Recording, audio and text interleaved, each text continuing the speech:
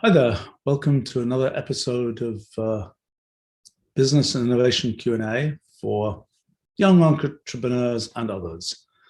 All right, let's see. We had a bunch of questions left over from last time. Let me pick some out here to begin with. There's a question from Harry here. How do you incentivize teams working on subcomponents of larger systems that don't directly impact P&L? Well, so that raises the more general question of how do you motivate people in general. And, I think sometimes there's a sort of a simplified model that, people are motivated by money. That there may be some kinds of companies and company cultures where that is the main story. I have to say that I always think that an important responsibility of management is to define kind of deeper motivations than just I'll make more money by doing this and that. I mean, in different parts of an organization, you may see different kinds of motivation. For example, in my organization, I think it'd be fair to say that the R&D organization particularly is very much motivated by the fact that we're trying to make a product that we think is great, that people will give positive feedback about, and so on. In other places, it's that we're trying to explain what we're doing, trying to get people to understand it, and so on. I think there's forms of satisfaction that have nothing to do with whether you get an extra 3% in the paycheck type thing. And I think there are other places where one is there's some kinds of activities like sales, for example, where one can have just it's a very sort of challenging human activity for some people, where it's just like you continue bashing to achieve the results. And there sometimes the best sort of scorecard is simply what commission are you getting. But I think that the thing, as far as I'm concerned, the role of management is to define the mission, the objectives, and then to sort of walk that back to why should individual people be excited about these things. And I think that partly has to do with how do you have to make sure that the right people are in the right places. You don't want a person doing a job for which they're not particularly motivated. You want them doing a job that they actually find interesting, enriching, motivating, and so on. And once that's the case, then it's really just a question of defining a mission that pushes that job forward. Now, if the company is such that the only thing that gets kudos is how much did you contribute to the bottom line, then yes, you're going to have a problem motivating people whose subcomponent does not directly contribute to the bottom line. But if the story is much more, we're doing something that we think is important and that we think is useful to people and so on, then I think that's much less relevant. I think so I think it's as much an issue with the sort of definition of projects, who you put in there and so on, than it is the straight sort of how does it contribute to P&L. I must say that a company like mine, and perhaps it's a bad admission, it's often hard to track what the specific bottom line kind of financial consequence of some piece of work that's being done by somebody is. We'd like to be able to track it more, but honestly, sometimes it takes so much effort to track it that it's just not worth it. I mean, if we say there is some particular thing we're adding, some particular technical feature we're adding, what consequence does that have for the bottom line? Who knows? On a long-term basis over 10 years, we might say that was a really important thing to add. That certainly added a lot. I don't think we can make it quantitative. But so I think that's my point of view, is that's really a question of what are the overall company values? How do people be put in places where they're motivated by the work that they're doing, not by the specific scorecard of how much money am I making from this? I mean, of course, even that has so many dimensions of where does the person have to live? What kind of hours of the day do they have to work? How does that relate to the rest of their life? Do they feel that they're learning things that sort of advance the other things they're doing? There are just many dimensions that are beyond the kind of the simple did I make more dollars today or not? I know that certainly applies not only to, I think, people who work in companies like ours, but also to people like me who are like, that's rarely the criterion for things that I do. Question here. Let's see. Oh gosh, there's a question here from Philip. Am I optimistic about the economic future, medium and long term? Boy, that's a complicated question. I'm not sure how useful I can be in answering that. I think there's sort of a question of how do you measure economic success? Are you measuring kind of GDP? Are you measuring sort of typical cost of living? Are you measuring individual, numbers associated with people's wages? What exactly are you measuring? I think one of the things that has been honestly if you look at quality of life and cost of living and things like that, sort of one issue is how much do the best things people can get actually cost? And one of the huge, in a sense, surprises, I think unpredictable surprises of the last few decades has been that lots of things people want actually don't cost that much. Lots of things in consumer electronics where everybody's getting the fanciest thing you can get along a particular dimension just isn't that expensive. When I was using computers back in, 40 years ago or something now, I used to use these big fancy computers that cost $250,000 at the time. And, I was very proud of the fact that I was using a very special, very expensive, fancy computer. I don't know how proud I was of it, but it was a feature, at least for me. And, now the computers I use are largely completely generic. They're the same as anybody anywhere would be using.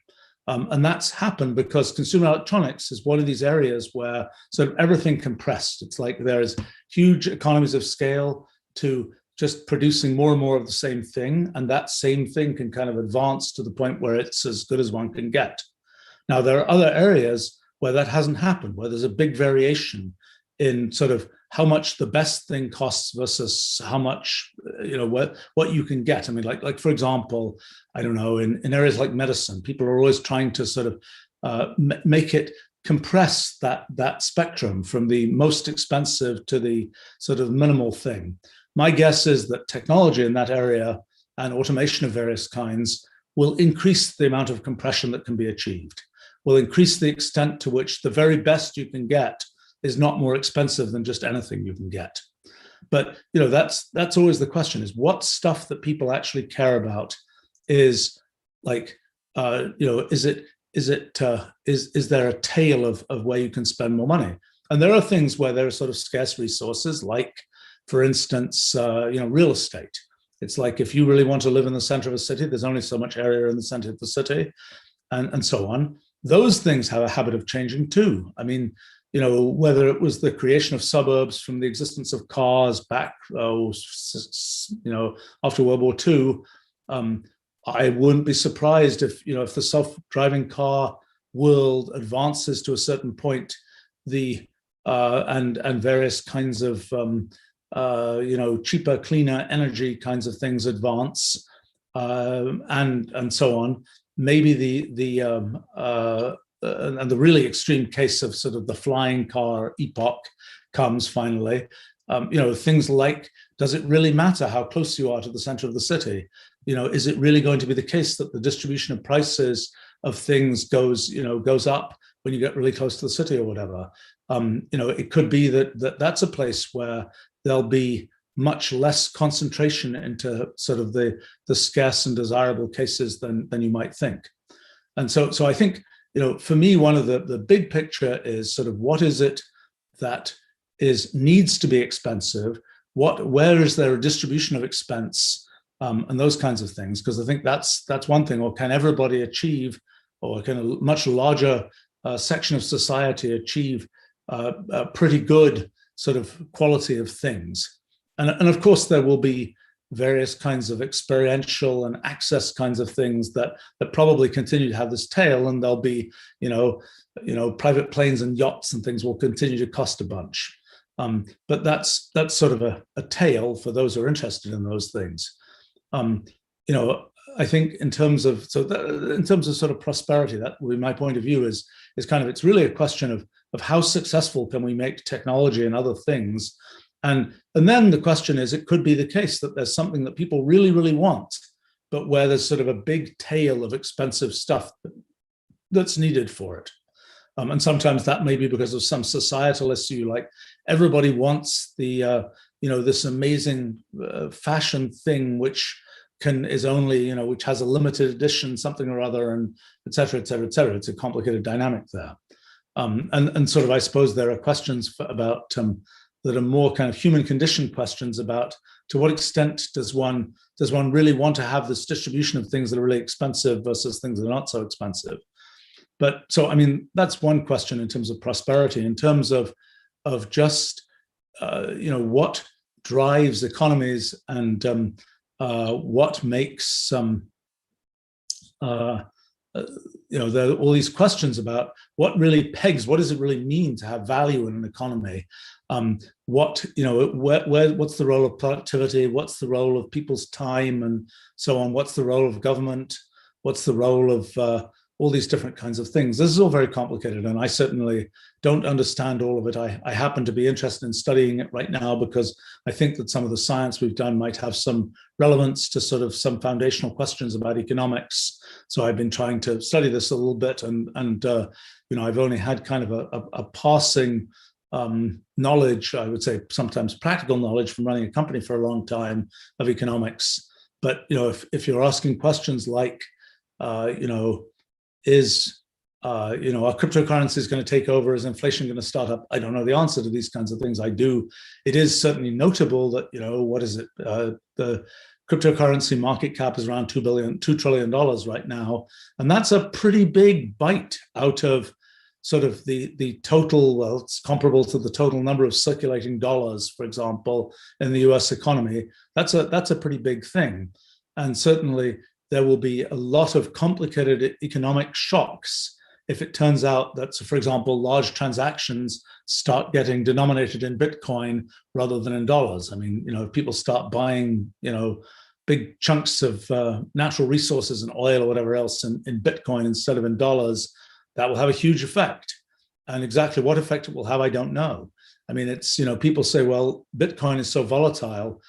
That's a fine thing to say, but what's really volatile is the Bitcoin dollar exchange rate. And, you know, there comes a time when it's what looks volatile is the dollar, not the Bitcoin. And that's sort of a weird possibility. And, you know, I think the dynamics of how that works economically are unclear to me. And obviously the, you know, it's always a complicated dynamic of you know, what's happening in the world, and are people, you know, is there some, you know, is there some war or proto-war that's going on, and how does that affect economies and all those kinds of things? Very complicated, and I don't really know, you know, I don't know the answer to that.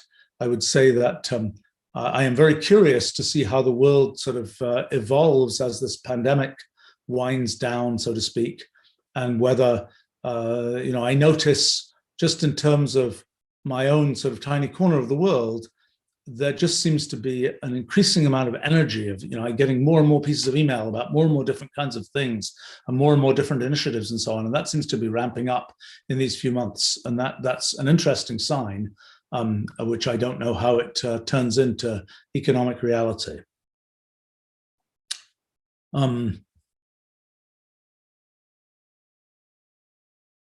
Okay, there's a question here from Jay. Do I think computers will ever be able to become more efficient than allocators than free markets? Oh boy, you guys are going to force me to really understand economics here. Okay, let me give you an example of an extreme thought experiment here. Okay, so right now, when you buy something for money, you are basically saying you're exchanging the value of the money for that thing. And that money is going into some giant pool where somewhere at the end of it, somebody is going to spend money to buy another thing. But one can imagine a case where it's sort of AIs all the way down, where there's some giant network of all transactions that need to happen. And when I buy that cookie from somebody, what's really happening is that my AI is communicating with their AI saying, I want to buy this cookie. And the person who's selling the cookie says, well, I eventually want to buy a movie ticket. And but when we deal with things right now, there's this intermediary of this kind of pool of money where, you buy the cookie for, X number of dollars. And at the end of it, the person who you're buying it from buys a movie ticket for some number of dollars. And all those dollars just go into a pool in the middle. But it could be the case that you can look at that whole network of the cookie gets bought by this, gets bought by that, gets bought by this, et cetera, coming to the end point of something else happening in the economy. And if it was kind of bots at every transaction, you would have kind of this strange sort of AI-driven economy where basically the question is, I show up and I want a cookie and it's worth such and such an amount, I don't know, indicated in some way to my bot. It's like, yeah, bot, I'm really want this cookie. And the bot will then negotiate effectively with this whole chain of bots that are dealing with, well, where did ultimately down to the raw material of the cookie or something. And there's sort of a question of how such an economy would work and whether the economy that is generated by chains of bots, where there are no prices, there's no list price of something, it's all just as the bots negotiate it, so to speak. And it's all like, well, I really want that cookie. Bot, make more effort. I really want that cookie. I'm prepared to trade it for this. And where maybe I'm prepared to trade getting that cookie for the fact that I will, I don't know, walk somewhere rather than taking the bus or something. And, I can explain that to my bot. And it's sort of a different thing from the current idea where I just look at, the balance in my account and I can say, can I afford this cookie or not? Now, what does it look like if in the bot-based economy? How does that compare to sort of the economy where prices are being set by people in sort of a free market kind of way? I don't know. I mean, it could be there will be a complicated dynamic that might be sort of just a smaller granularity version of the free market, or might be something quite different. I think it's an interesting thing to analyze, and maybe I'll try and do it, but I haven't been able to analyze that yet. Is it the case that, I mean, today there are a certain number of prices that essentially get set by bots? I mean, whether it's airline prices or whether it's various kinds of dynamic pricing used in other places that are essentially being set automatically. And how well do those prices get set? Well, there's sort of an intermediary, which is auction-based prices, like the ones for web advertising and so on, which are kind of a somewhat human at the end, but somewhat kind of bots in the middle, so to speak. I think it certainly seems to be the case that in some of these markets where there is dynamic pricing, people at least seem to believe that there's a higher efficiency to what's going on. Now, what will happen if more things become dynamic in that way, I'm not sure. Whether there will be instabilities and so on, I don't know. That's an interesting question, whether economic equilibrium is something that continues to be achieved in these different cases, or whether, one of the bad cases of this, which hasn't happened so much in recent years, and I don't know why not, but when program trading first became a really popular thing, there were a number of horrifying examples where, there are lots of people trading on some stock in some market somewhere, and all the, the signals for all the algorithmic trading systems all sort of looked the same in some way. And so then there was this, dramatic thing that happened because of essentially a confusion on the part of the bots doing the trading that caused something to just lock up in some complicated way.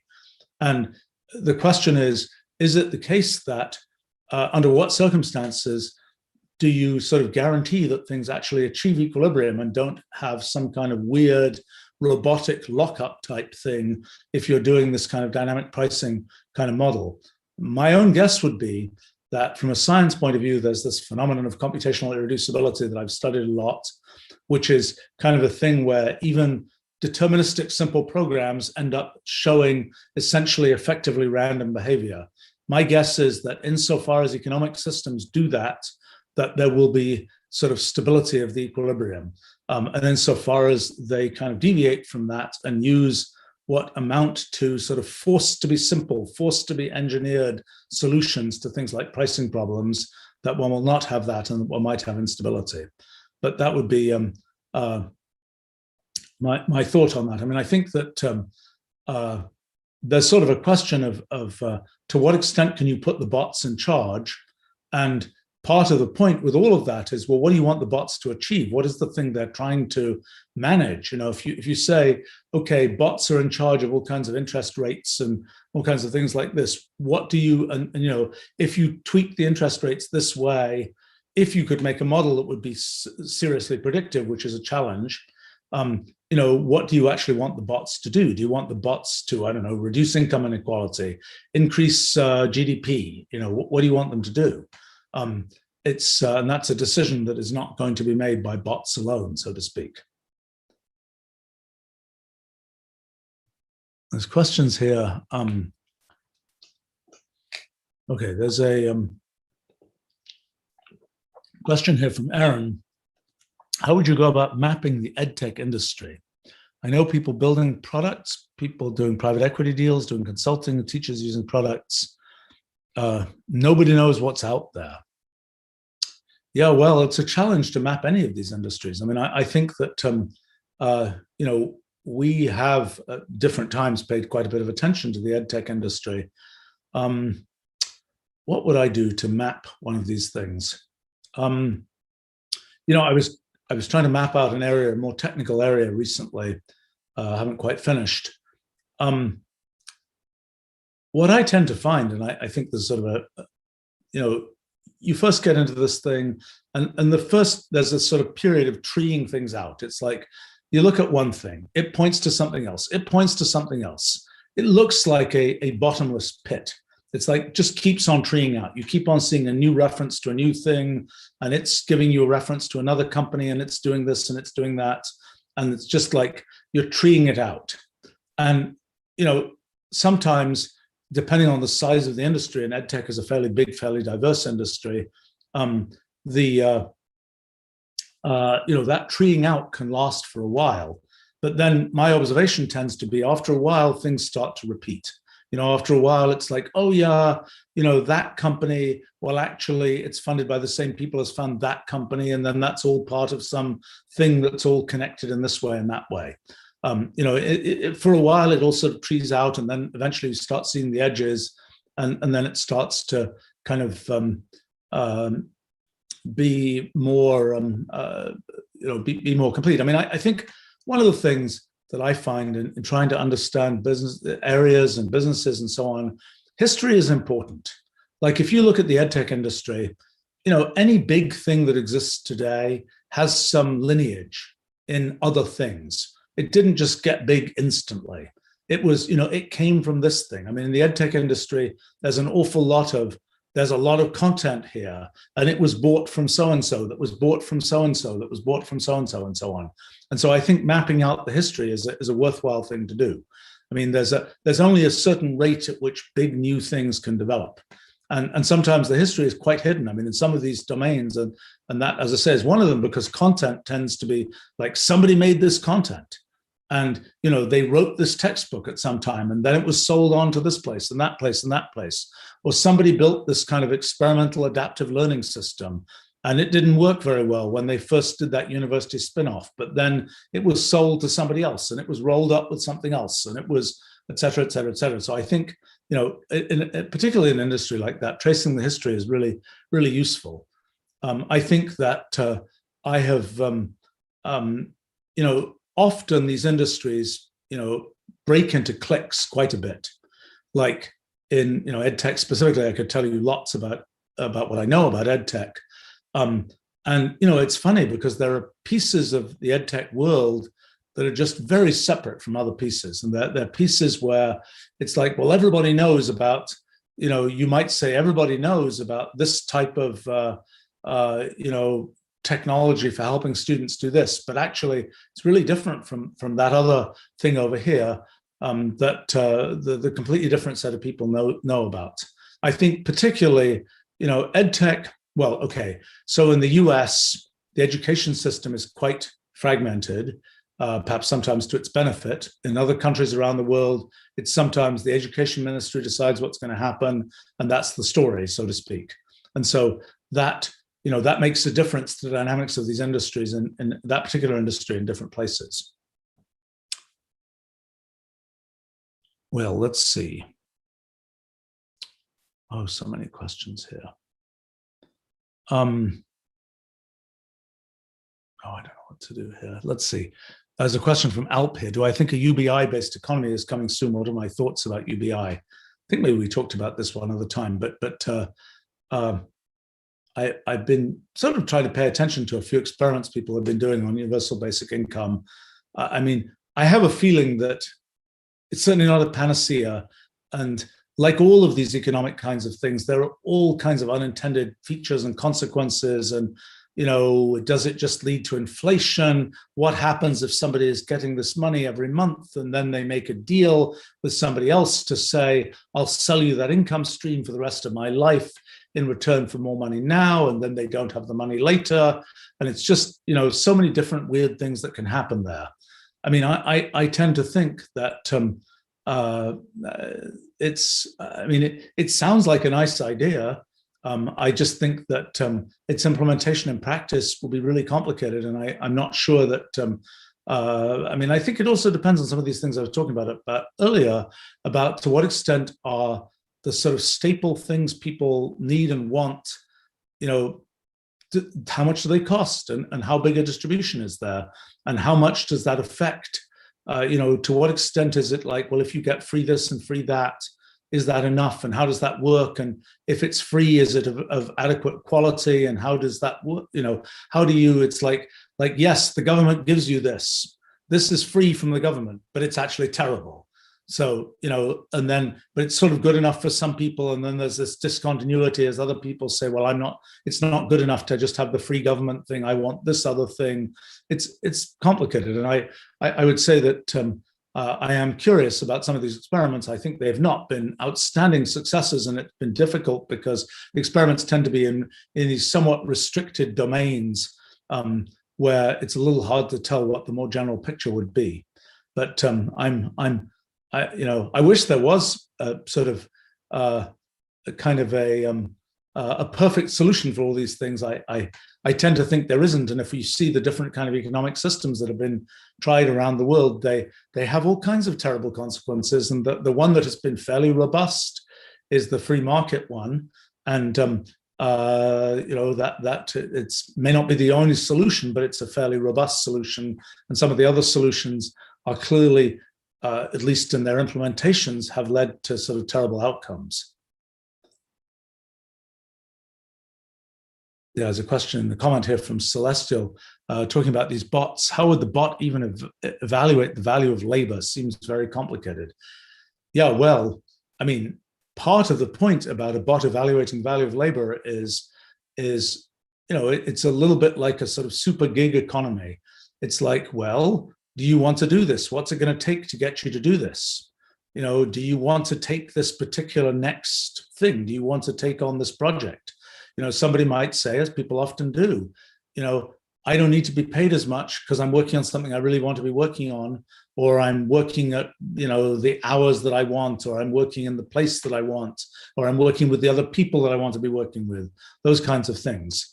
So it's, the concept that there's just this one blob of value of labor seems that's a thing which, again, I think one can potentially do better at in this sort of bot-based economy model, because it isn't just the story of, there's one plug compatible person of labor here and another one. It's that people have different motivations at different times, and there's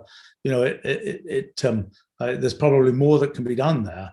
And of course, one of the issues is, what's the kind of transaction cost associated with optimizing all these kinds of things? And that's a place where technology and even AI and all these kinds of things have a big effect.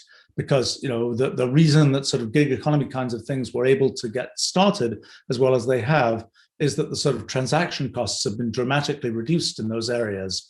And it wasn't, it's not like calling people on the phone and dispatching this, that, and the other and having things written on pieces of paper. It's a much more streamlined and much cheaper system that's able to do that.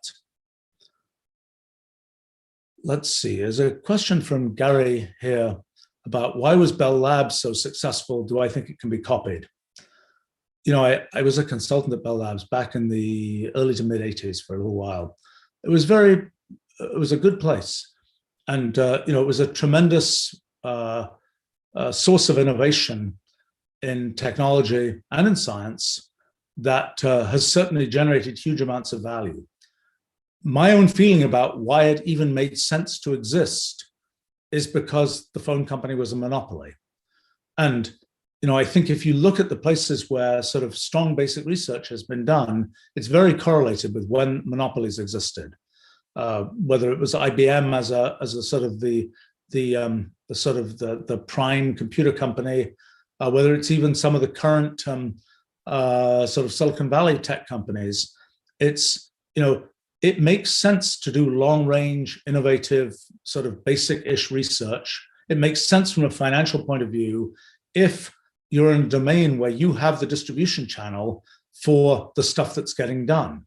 If the invention of the transistor is clearly going to benefit the the phone system and so on, and yeah, it can benefit other people too, but you have the biggest, broadest distribution channel where it's going to benefit things, then you're really motivated to do those things that you can be motivated to do, these kind of long-term sort of basic research kinds of things. I mean, I know even in our own case of the sort of small corner of the world that our company occupies, there are things that we do that are essentially basic research where, yeah, other people will benefit, but we know that we have sort of the distribution channel that allows us to take advantage of the results of that basic research in the most effective way. And I think you see the same thing with countries, actually. I mean, there's a question of when does it really make sense to do basic science, for instance? If you're a small country, it's a bit challenging because, in your small country, you may have fantastically good basic science, but the economic benefit of that basic science is almost all going to be in bigger countries.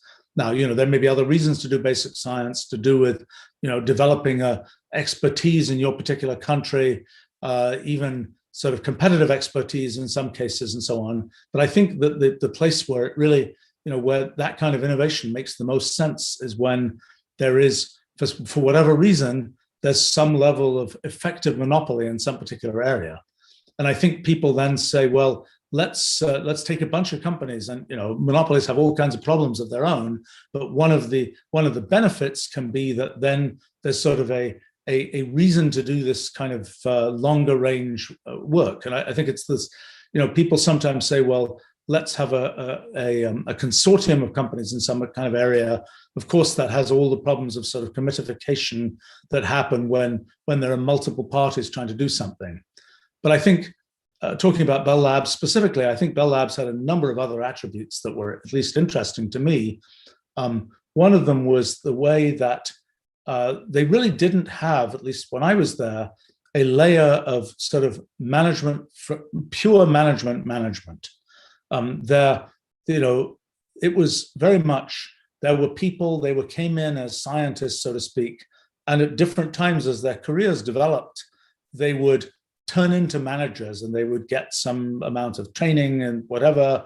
And then, they had kind of a very regimented system where if you were going to be a manager, your office had a carpet floor instead of a linoleum floor. And, overnight people would come in and put down the carpet or tear up the carpet, depending on whether people, whether the person who was in that office was a manager or not. But I think it was an interesting dynamic to have people, to sort of see this overall flow of career directions of people becoming managers who had been scientists and so on. And, there comes a time perhaps when scientists are, well, I'm not as motivated in doing the basic research and I want to be more in the managing basic research, but I understand what's involved in doing basic research. And perhaps I've been successful in basic research. And so the people who are coming in to work under me have a sort of respect for my point of view about how to do the basic research. And I think that, one of the things that really differentiated, at least, years ago, Bell Labs from things like universities is Bell Labs was a managed place.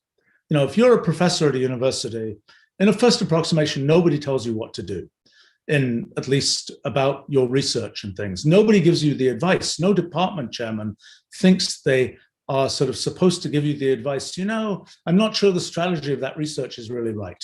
The only quotes advice you get is, well, the funding agency says they turned down your funding, your grant proposal. And that might happen because what you're doing is too original. But it's not, universities, at least in I haven't worked at a university for a long time, but at least in my experience, and it's now decades old, of universities, and my impression even from today, is that they're not really places where people think that sort of research is managed. They're places where people, once you're a professor, you're just doing your thing. Whereas I think Bell Labs had much more of a notion that there was some sort of overarching direction and some sort of overarching management. There was a lot of individual innovation that could be made by individual people, but there was still a sense of flow.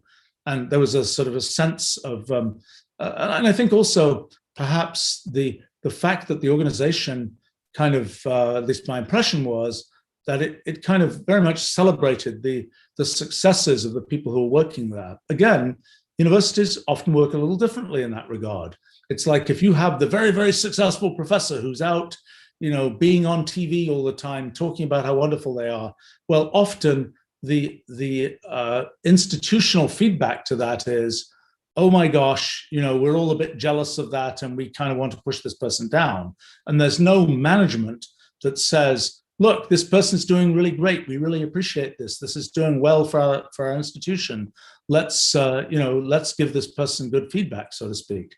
Whereas at a place like Bell Labs, that I think was happening. And I think that's another dynamic that was important. And I think that, it wasn't the case, my impression, when I was at Bell Labs, it wasn't a situation where there was and I don't know like how Thomas Edison ran his research operation, whether it was sort of one of these dictatorial hierarchical things. I'm afraid I might say that some of my efforts in research and development are a little bit dictatorial hierarchical, but it was not my impression that Bell Labs worked that way. It was my impression that there wasn't, like when I was there, I'm not sure I could have immediately told you who was the overall boss of Bell Labs. So it wasn't something where it was like leadership by one person. It was a somewhat more distributed leadership, where individual groups were certainly sort of pushing for what they were doing and proud of what they were doing and so on. And sometimes there were issues. Certainly in the computer area, there were all kinds of issues of great work that was done, but then they couldn't quite have the right distribution channel to get it out in the world. And that led to all kinds of problems and eventually led to people leaving there and so on. But that's my impression of the question of I think to replicate Bell Labs, first you need a whole lot of money and you need a whole lot of kind of reason. It doesn't work, I think, to just say, here's the money, okay, let's get a group of people and have them think great thoughts. I don't think that works. I think in the end, the fact that Bell Labs was trying to make a better phone system was a very important, even though making a better phone system turned into studying sphere packing for error correcting codes, turned into studying information theory and so on. Those are the things, but ultimately those things sort of line up somehow, at least in the distant future, into making a better phone system, rather than the question, if you have sort of a pure sort of research and innovation place, it's kind of like, well, we're all supposed to figure out something new and exciting, but there's a lot of new and exciting out there. We don't really know quite what to do. It's good to have some level of flow to make that kind of thing work. I like to think that in our company over the last 35 years, we've had a pretty good record of innovation and research and development kinds of things. I would say that the situation there is a little different, which is that it's really been very much my leadership and my sort of desire to take what commercial sort of successes we have and sort of plow them back into doing things which are fairly long-term R&D. I mean, I think that I happen to have sort of a personal long-term interest in sort of a long-term innovation, and that's been something that we've been able to sort of pursue. And it really helps that we're a private company without investors and so on. That really helps in being able to do those kinds of things, although it also limits the scale of things that we can do. I'd love to see, I've often been interested in this question of sort of the model for sort of the best model for innovation. I mean, another thing I might say is I can tell, even the things that we do, that bigger is not necessarily better, that more people on something, more people, let's say, let's have 100 people do this. Let's have, all these different competing projects working on something. It's not a particularly good idea. It's better to it's better to have, there are dynamics there which actually are negatives. And it's, a small, highly motivated team doing something for the first time can outperform the pure brawn of bigger, better funded, et cetera, groups. I think it always really helps. I mean, the motivation of the research organization, and that's often, often a lot of that motivation is, it's really exciting. We're doing this for the first time. Are we going to be able to do this? Of course, you need somebody in that case, if you're trying to do these sort of highly innovative things, you need somebody who's kind of saying, it's going to work. We really can do this. We just have to, solve this problem, solve that problem. We're going to be able to do it. Rather than just, nobody's done this before. Oh my gosh, how is it going to work? It can't possibly work. I see I'm sometimes disappointed. I'll interact with the leadership of large companies that do R&D, and they'll say things to me like, we can't do that. Nobody's ever done that before. And it's like, that's what R&D is about. If you want to get ahead of everybody else, and you have to try and do the things that have never been done before. And that's and there are people who are very motivated to try and do that, and there are people for whom that's a terrifying possibility.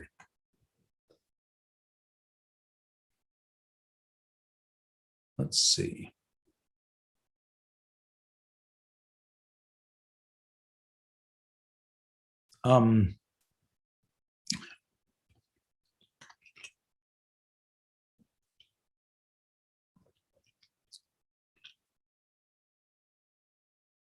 Gosh. Brian is asking, saying, I've always wanted to know how to start an R&D lab with only starting out with ideas. I mean, pure ideas, you have to anchor ideas. You have to have some sort of implementation substrate, whether that's we're writing code, whether that's less satisfactory, we're writing papers and things. To me, there's sort of a, pure ideas. It's like in my company, for example, sometimes there'll be people who say, give us a big stream of pure ideas. It's like, it takes a lot of work to parse through these and figure out, which one can we attach where, for which of these ideas do we have sort of a matrix into which we can plug this idea so that we can actualize the idea. Because anytime you make anything real, there's a bunch of sort of operational stuff that has to be done. And, if you have to do it, if you have to build the whole tower for each idea, it's super expensive and it's probably not going to happen. So you have to kind of have something where you're dealing with ideas that are sort of close to something that that you kind of know how to deal with. So Brian here is following up saying X Prize has a carbon capture prize, looking at let's see, whale baleen, and how feasible is it to have baleen filters on container ships that filter carbon from the oceans as the ship moves through the ocean? When the ships dock, filters can be swapped out, carbon collected, turned into building materials for 3D printers. Wow. Okay. First of all, I don't know that carbon from the oceans is I mean, there are all kinds of, this is now gets into the whole geoengineering question and what's the best way to absorb carbon into oceans. I sort of thought that once the carbon was in the oceans, kind of you've achieved success in getting it out of the atmosphere. But let's take the assumption that you're trying to filter something out of oceans. I have to say, I have to admit that the thought of having container ships going through the oceans, trying to clean the oceans in some way, has a distinct boil the ocean kind of character to it. When people say, that's too difficult and involves boiling the whole ocean. Ocean is very big, and the total amount of water that a container ship is going to go through is really small. And I would say that for an idea like that, I mean, let's imagine it's a slightly different idea. Let's imagine it's an idea where, I don't know, like these missions to find new genetic diversity by sort of going through the oceans and picking up all the little critters that are in the ocean and sequencing all of them and finding all the genes they have and asking which of these genes are useful. Let's say you were going to install that on container ships. Well, there's a big question of how do you get there from here?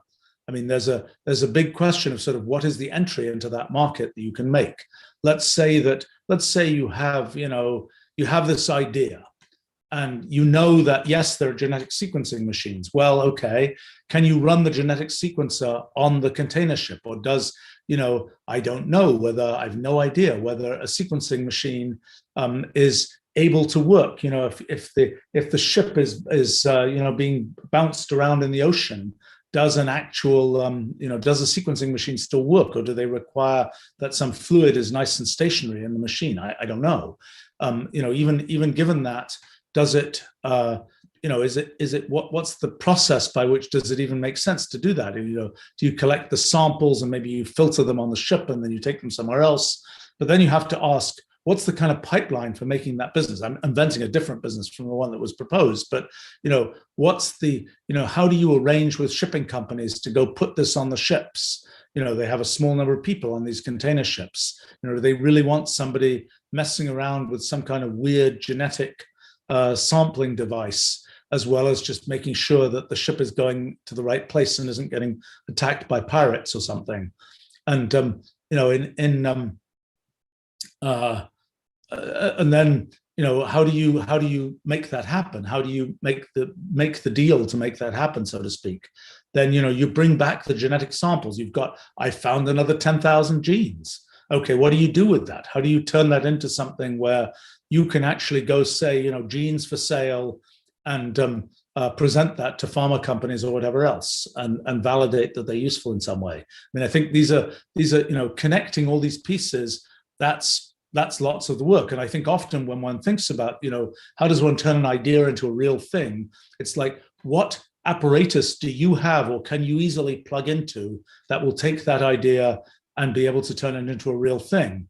And, in some cases, like when you're building software and so on, sometimes it's like, I'll just put up a website, and then, then that will have become somewhat real. People can go and use this particular software tool that I have just on that website there or whatever. And that's sort of a very short path. Or if you're saying, I'm going to write an academic paper, well, it's fairly easy to make that sort of real, in the sense you just write the paper, you send it into a journal. Well, it does what it does. It isn't probably as valuable as having something where it's plugged into some giant distribution channel of what you're doing. Let's see.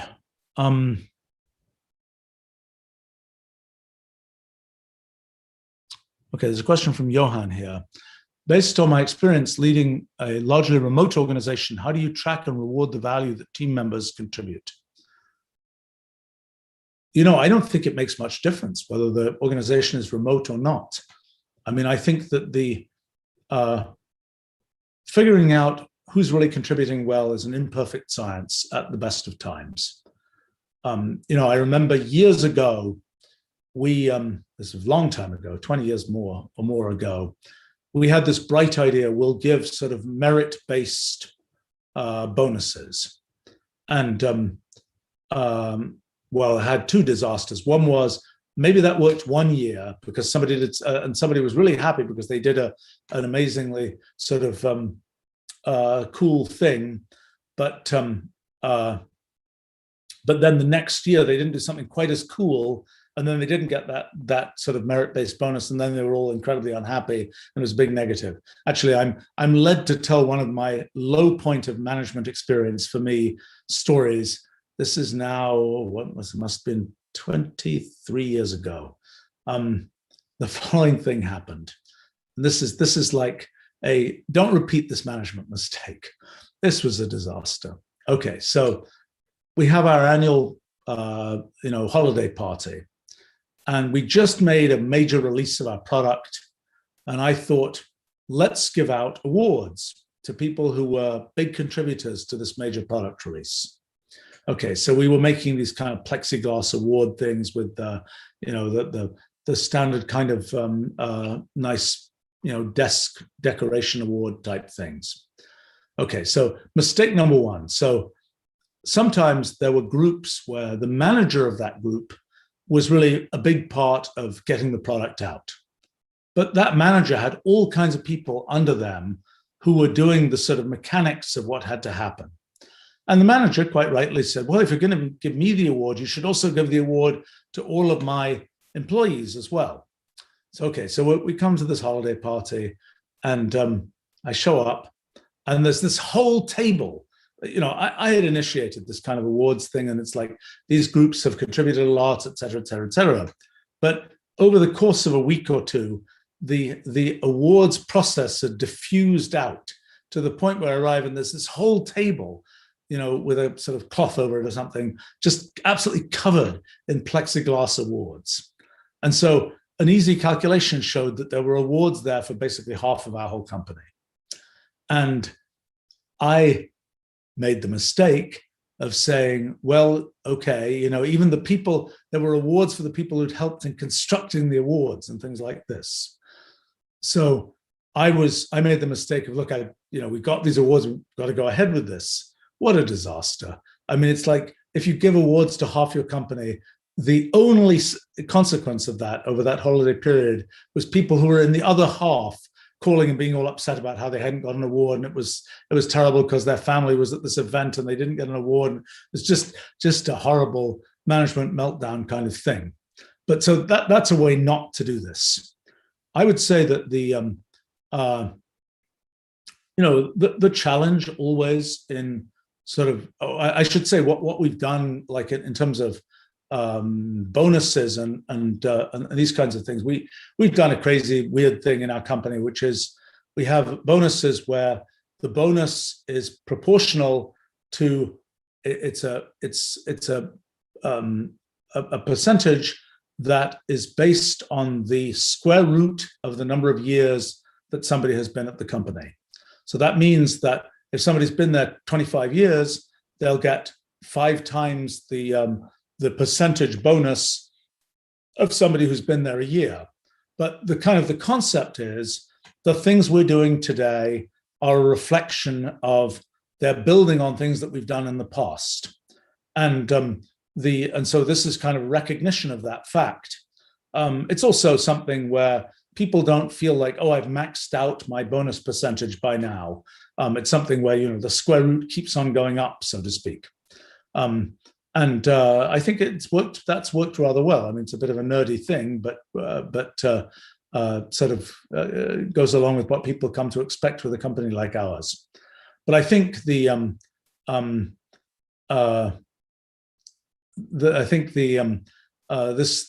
question about sort of valuing team members, I think there's a lot of this whole question about, do people understand what the mission of their particular team is?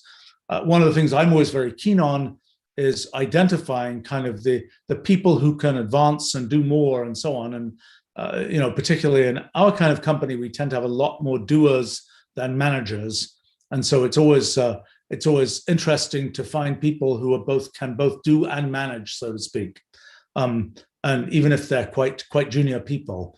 And I think that's another dynamic that, again, it's by no means a perfect science, and certainly not in our company. I think we do decently well, but we always think we can do better of recognizing, where are the people who are really, really doing well and really can advance, and where are people who are stuck in some situation where the thing that they're doing doesn't quite make sense for them at this point in their lives or at this point in their sort of career with us and so on.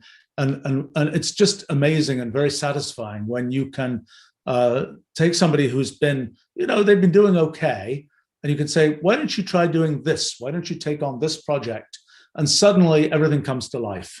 And they are tremendously productive, and I think tremendously excited about what they're doing. And one realizes that was a management success. That was a place where one had understood the person well enough, one had identified the niche well enough to be able to make that connection and have that success happen. I think that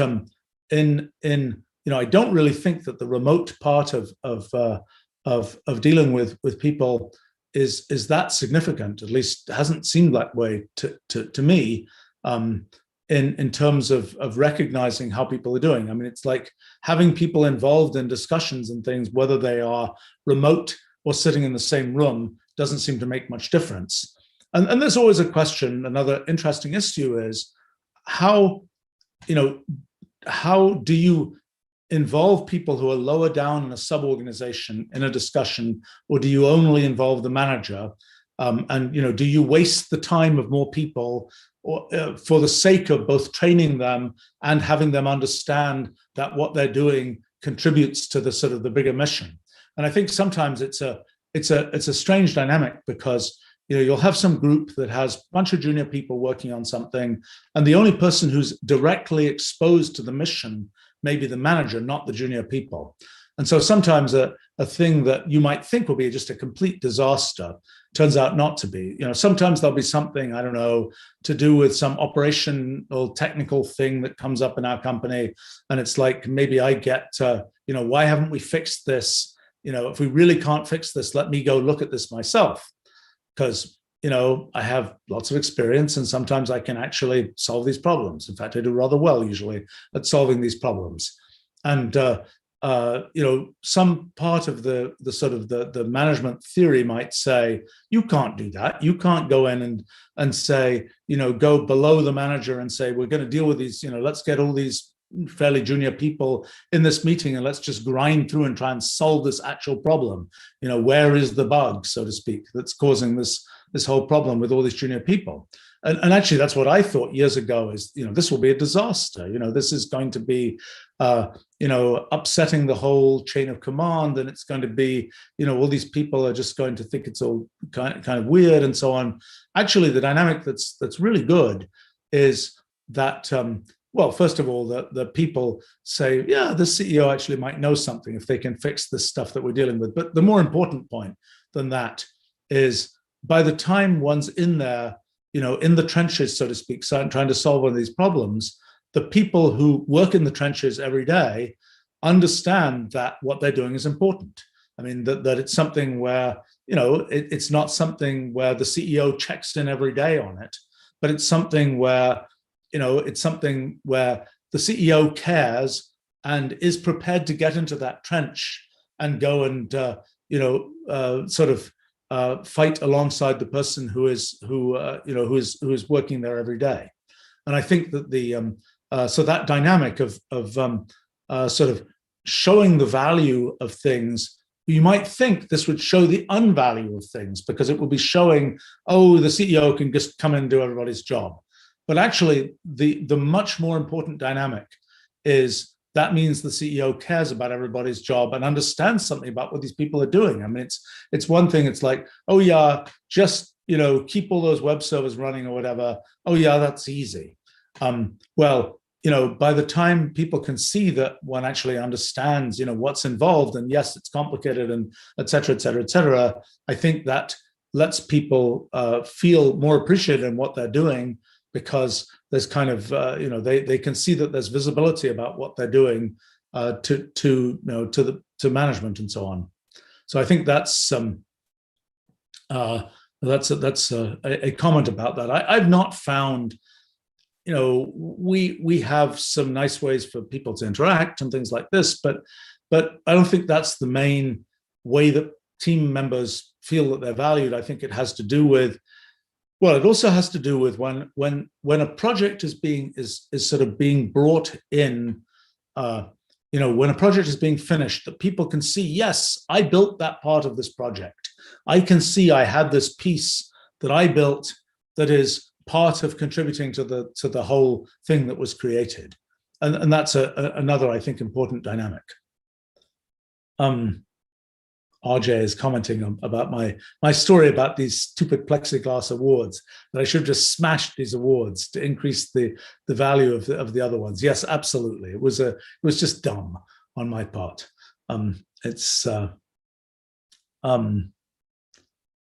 Let's see. Okay, a couple more things here I can try.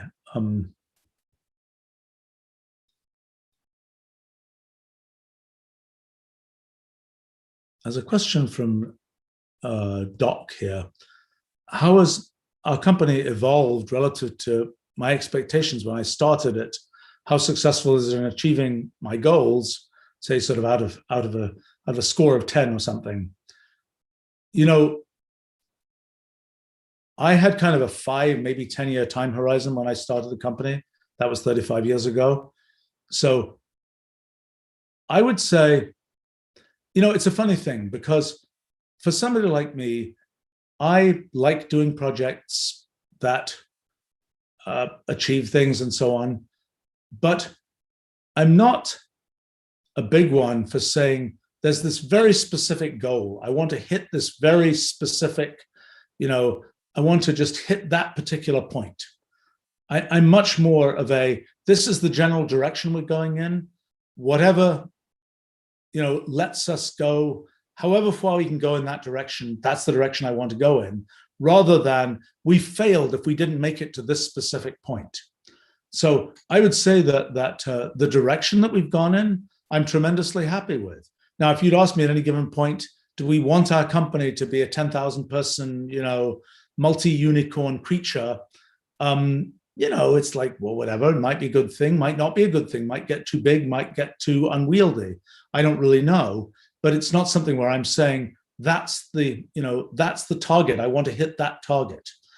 More, it's, I want to build this type of product. I want to have this kind of, I want to do as much as we can do in the world with that kind of thing.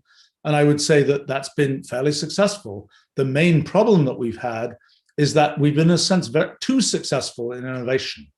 And that's meant that we've built things which might be 50 years in the future.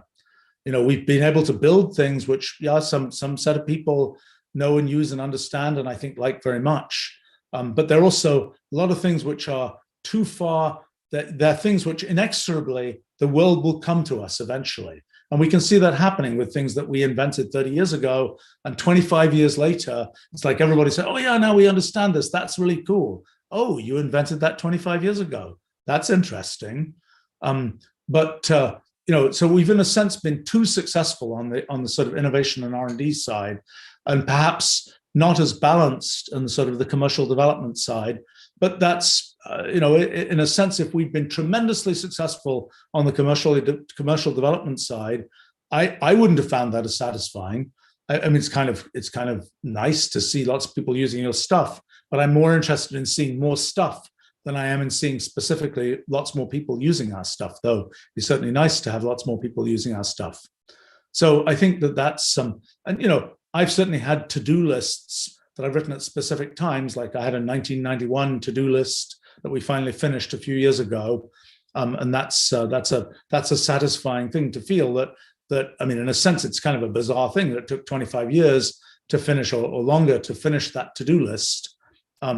It's the very fact that we were able to sort of keep going in more or less a straight line to get that to-do list finished was nice. I mean, I think that a thing that I see in the development of our company is kind of about maybe half the things we're doing are part of a very, very long story.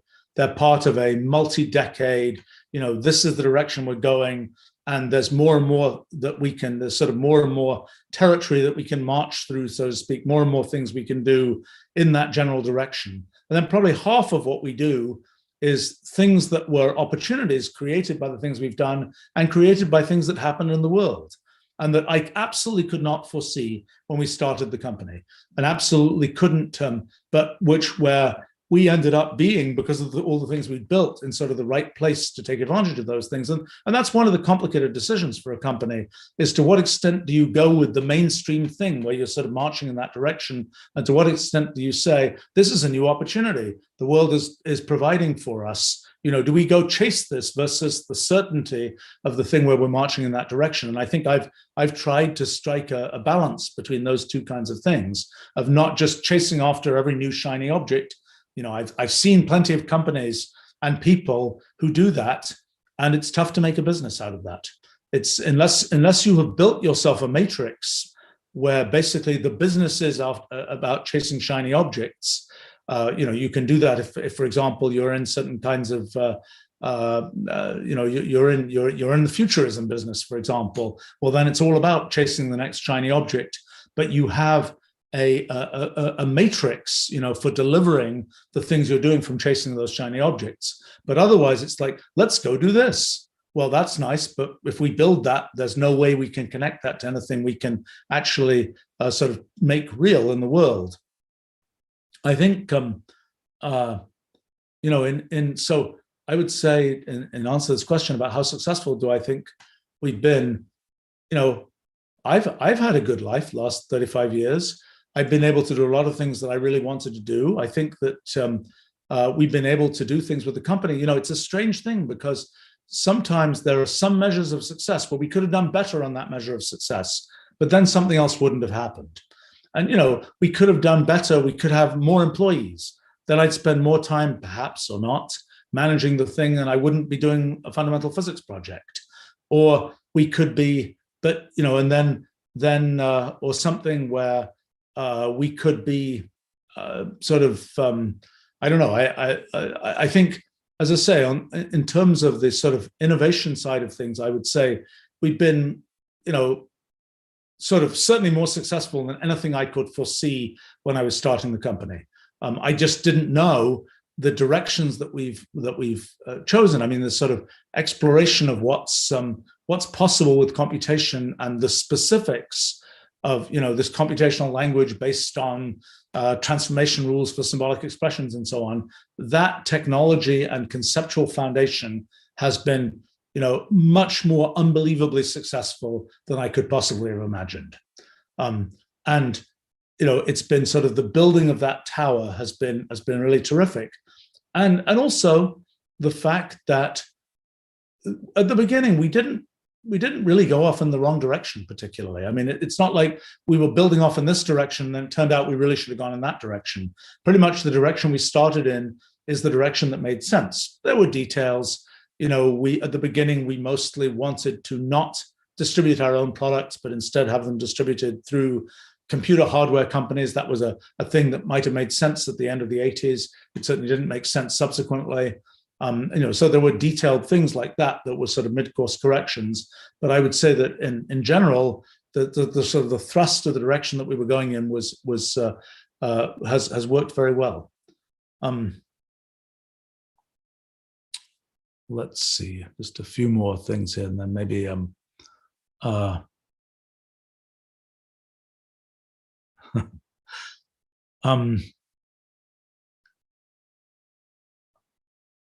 a question here from Stormic. Thoughts on team building, a group becoming a team?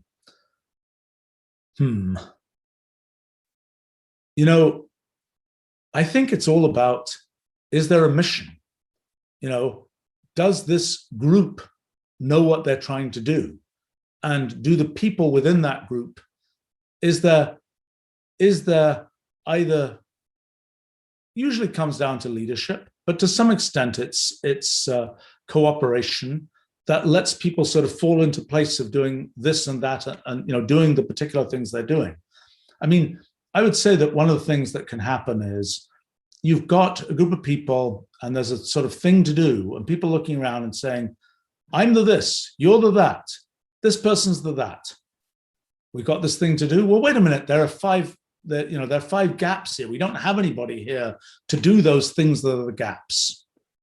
Well, that's not a great team, because it's like, yeah, you're just not going to get to the end result, because you're going to say, I'm doing this, you're doing that. We've got these little slots we're fitting into, but the objective, well, we're just not going to get there because we don't have the right people.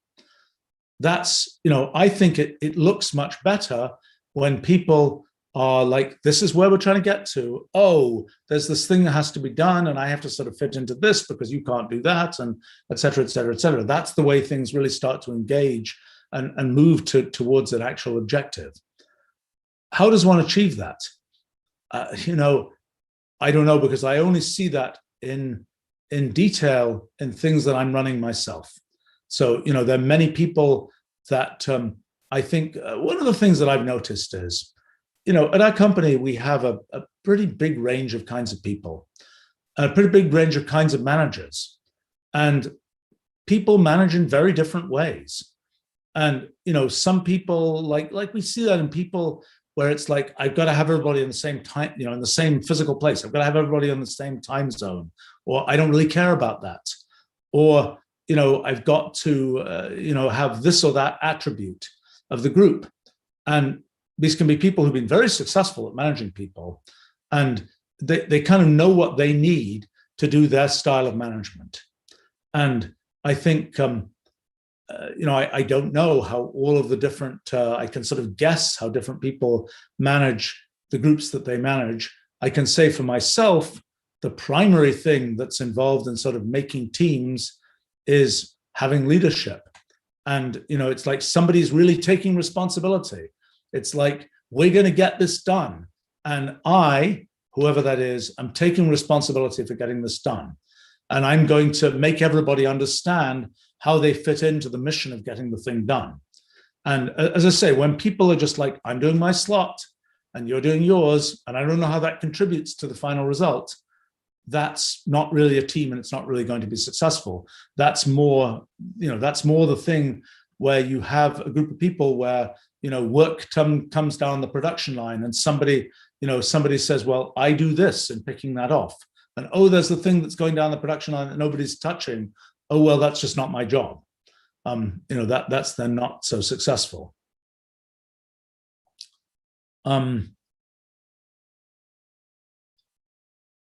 Question here, have I had any failures after my PhD? I don't know. I don't think I haven't had too many failures, partly because I define success in, I have a project, I'm going in some direction, we'll get as far as we can get.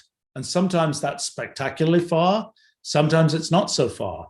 So, it's rare that it's like, oh, we're trying to hit this particular target, oops, we missed. It's not really a common thing. I mean, there are projects, a very limited number of projects where I've said, this just isn't working, I'm bailing out of this. Limited number. I mean, I think that those have usually the nature of those for me, well, okay, realistically, this is maybe a bit of an egotistical thing to say, but, what tends to happen is there's somebody else or some other, which is supposed to be somehow collaborating in this project. And it's like, you're going to do this, I'm going to do this. And it's like, in the end, it's like, well, the other side didn't hold up their end of the story, and the whole thing's being dumped in my lap. And at that point, it's like, do I really want to do this? No, even though I've invested some effort in it, it's not something I'm going to do without the, whatever entity or person or whatever is collaborating in it. So I would say those are things where I've gotten a certain distance and just said, I'm not going to do it. We're done. It's not going there because it's just not something where I'm prepared to carry the whole thing myself. I think that, it's something that happens at our company is there are projects, we'll go a certain distance, and then it'll be like, this isn't working right now for whatever reason. It's not technically working. It's, the ambient technology isn't there, the market isn't there, et cetera. And we have this whole process of hibernating projects. That's been very successful for us because what has become clear is that hibernated projects do come back to life. And so people, when they see that their project is being, the project is being hibernated, it's not, oh my gosh, all this stuff we worked on for the last 2 years, it's all just going to get thrown away. It's not going to get thrown away. It's going to get hibernated. and it's going to come back to life. It might be a year, it might be 2 years, it might even be 5 years, but it's going to come back to life. And that's been a thing that people, I think, recognize at our company, and I think that's a very good dynamic. And in order to do that, you have to be able to make sure that you have good enough records and good enough, you know what you've got, so that you can go and bring it back to life. And you don't say, oh, what were we doing? Oh, we don't remember what we're doing. We better do the whole thing again. That's the bad case. You've got to be able to have it and sort of rehydrate it 2 years later and have that really be successful. And that's partly a systems thing and a management thing and a management methodology type of thing. Okay, I'm going to look at maybe a couple more and then we should wrap up for today. There's a question from Slayer here. If we compare the UK to the US, why does the latter seem much better than the former in terms of developing business ideas from academia to industry? Well, my direct personal knowledge of the UK is more than 40 years old now. But I think, the general, countries have, there's a certain ambient culture, attitude, whatever, that exists in countries, and it can be adventurous, it can be risk avoiding, it can be different kinds of things. I think that in the US, there has been traditionally, the frontiers mindset, so to speak. We're going to win the West, or we're going to, it's going to be sort of the we can do it. It's kind of the entrepreneurism type mindset. And sometimes that's driven by the intrinsic sort of mindset of people already in the country. Sometimes it's driven by people coming to the country where they've sort of self-selected to be like, I'm going to be in the place where the entrepreneurial stuff is happening. And I'm going to come from country X to the place where that's happening. And that has been the US. That's been sort of the image of the US, so to speak, is it's where stuff happens. And I think that in a sense, it's a self-fulfilling prophecy. When people believe that's where stuff happens, people come there to make that stuff happen, and then more stuff happens there, and then it looks like more new stuff is happening, and that sort of cycle continues. I think that the details of, now in the UK, for example, there are areas like the financial services sector, which have been very innovative. And there's a certain, and I speak for a little bit from the ancient past because it's been a long time since I've lived in the UK, but there always used to be this sense of the sort of the British adventurer kind of sense, the British eccentric, the kind of go out on a limb and do something kind of, do something crazy type thing. And that was sort of an appreciated thing in society. And that is a thing that drives certain kinds of entrepreneurism. I think in the US, sometimes there's like people, it's like people are going to succeed and, that's all good. But sometimes it's a little bit, oh, nobody's done that before, you should really want to do that. And I think the dynamic of what you see in, I don't know what the, well, you asked about specifically about academia and moving from academia to industry. At the time when I was still an academic, it was a very scratchy business moving from academia to industry. Every university everywhere by now has their office park and their incubator and their technology transfer group and so on.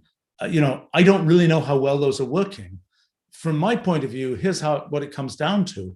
Is there a person who really understands what should be done and is prepared to lead it? If there is, then so long as the university doesn't get in the way, it's all going to be good. If there isn't, it's pretty hard to get from here to there, so to speak, because it's like, who's going to take that amazing idea about, this new way of doing some mechanical this, that, and the other thing? There's somebody who really cares about that, who really wants to passionately put the next however many years of their life into making something happen with that. And there's other people who are, professional managers or whatever, who say, well, we could take any idea and we could do stuff with it. But I don't think it works as well. I just don't think there's the energy there for it.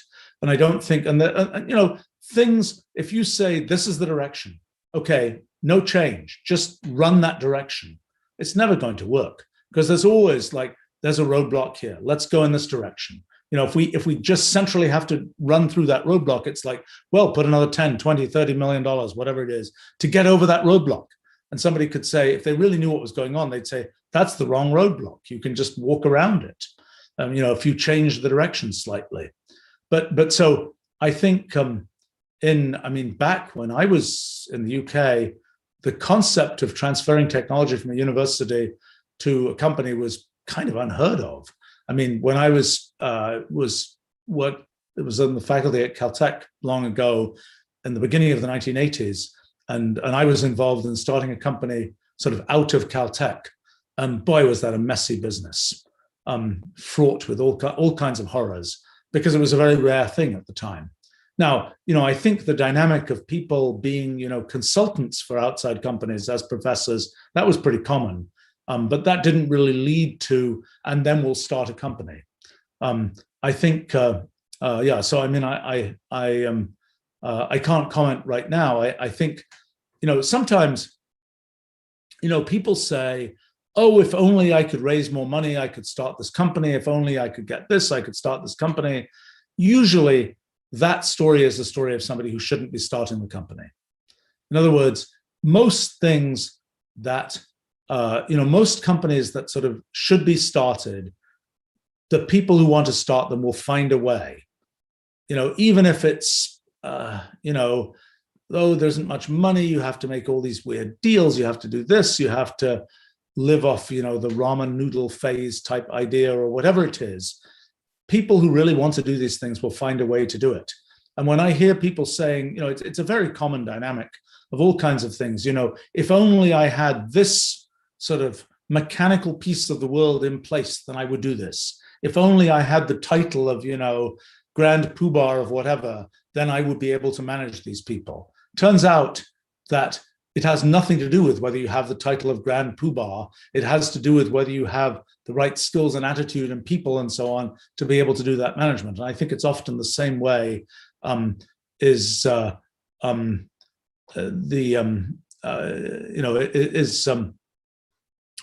of the same dynamic with starting companies. It's sometimes I feel like there are these kinds of dynamics in the world where there are things that sort of meant to happen and there are things that aren't meant to happen. And sometimes you can, if you're picking a thing that sort of isn't meant to happen, you spend an awful lot of effort and it doesn't, and you really never get there.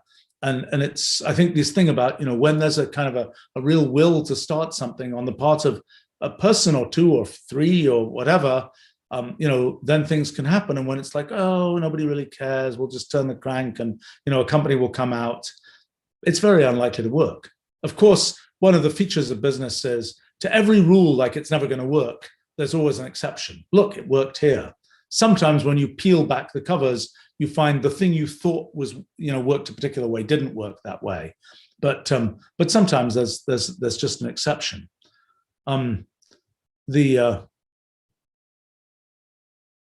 Let's see, a comment here from 3D. Maybe it's time to reflect and present useful things to people that they're not using after years and years, and maybe not let them wait another 20 years. Yeah, well, we're trying.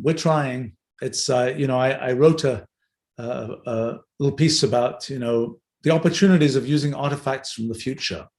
Because I feel like, and people said this back to me of people who use our technology and so on. It's like, I show this to other people and it's like, yes, we always knew that that was going to be possible, but we thought it was a long time in the future, but actually it's here now. And it's kind of like, yep, if we had a sort of motto, it might be delivering artifacts from the future.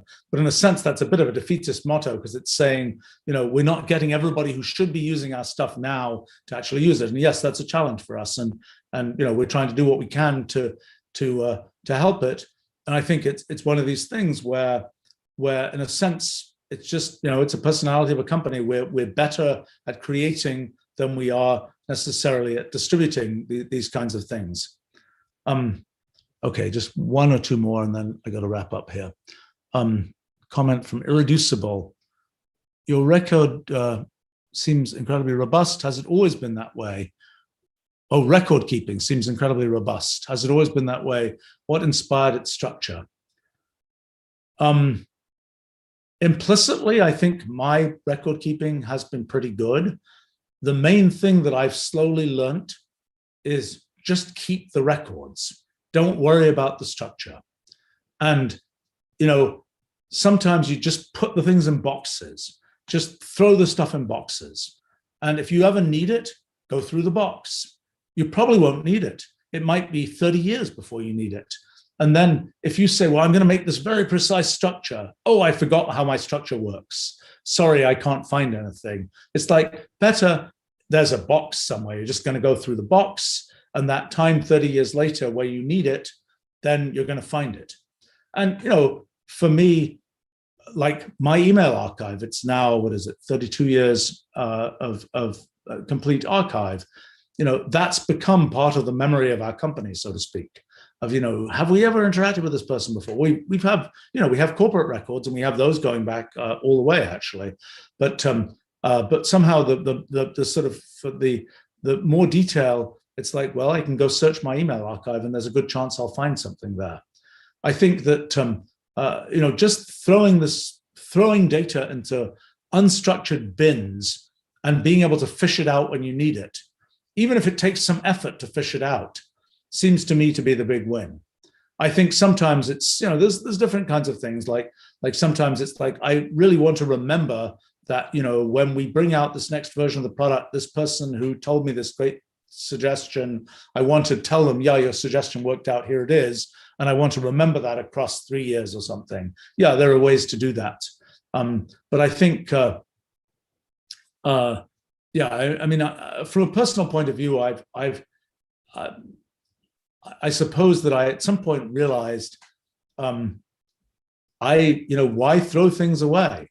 Why not just keep them? It's not that much effort to keep them. I have to tell a story. Somebody was asking about Bell Labs earlier. A friend of mine who eventually advanced to run the math department at Bell Labs, he had an interesting scheme. He had 2 garbage cans in his office. And he had the scheme, something would come in, some piece of paper would come in. He put it in garbage can number 1. And then he would accumulate things in garbage can number 1. And if it turned out that that thing that he had wanted was, that a couple of weeks later, he was like, oh yeah, I remember that thing that came in, let me go find it. It was still in garbage can number 1.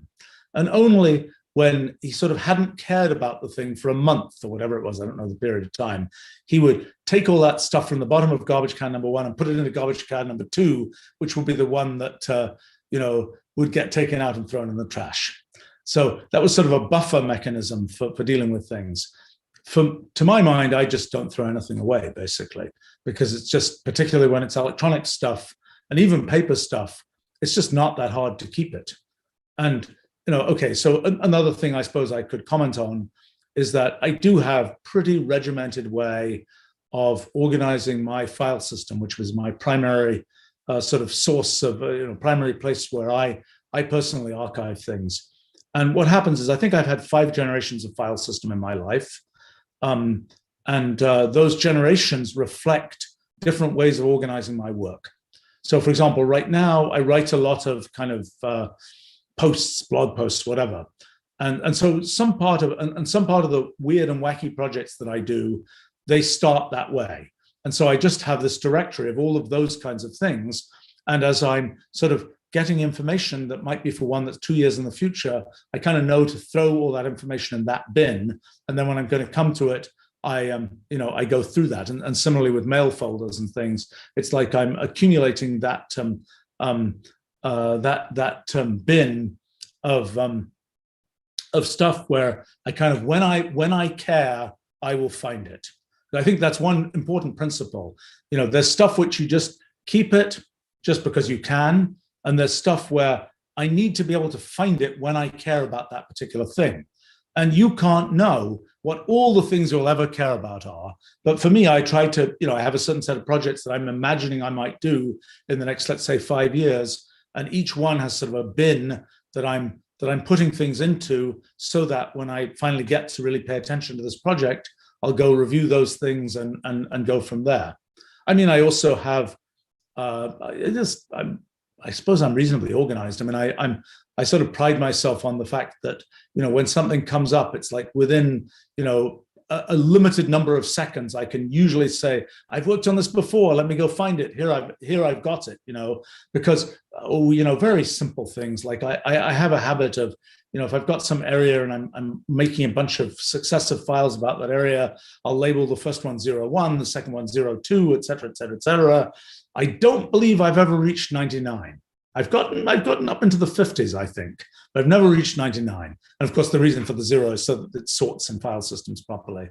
But then what I do is I say sort of thing 07 -07 and then dash, and then something which tells me something about what's in that file. And that's kind of a convenient way for me to find it when I'm just looking at a file system or something. But still, it keeps that ordering, because otherwise we're in the situation of, oh, I'm looking at this project again. Where did I get to last? What was the, oh, I have to go and piece together and thread together all these different pieces of what I'd done, rather than just saying, let's pick the largest numbered thing. Let's see whether that has what we want to know. If that doesn't, let's go back to the one before it, and so on. Those are kinds of mechanisms. I have to say something, a personal thing that just amused me recently was talking of archival material. I have archival material from my parents also, and I realized that when I was 0 years old,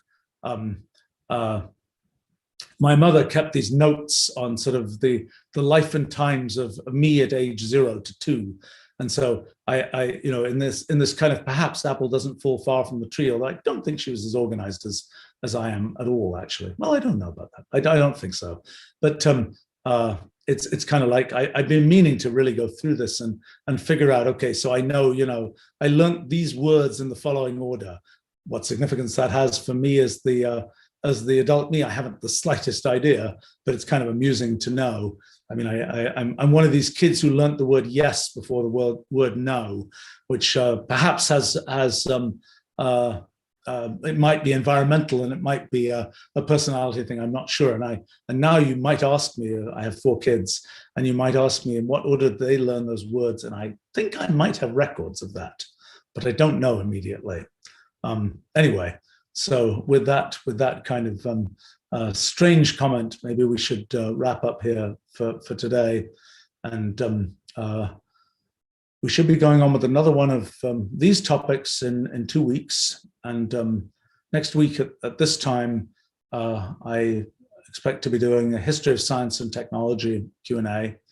And well, thanks for joining us. Hope you found this interesting, and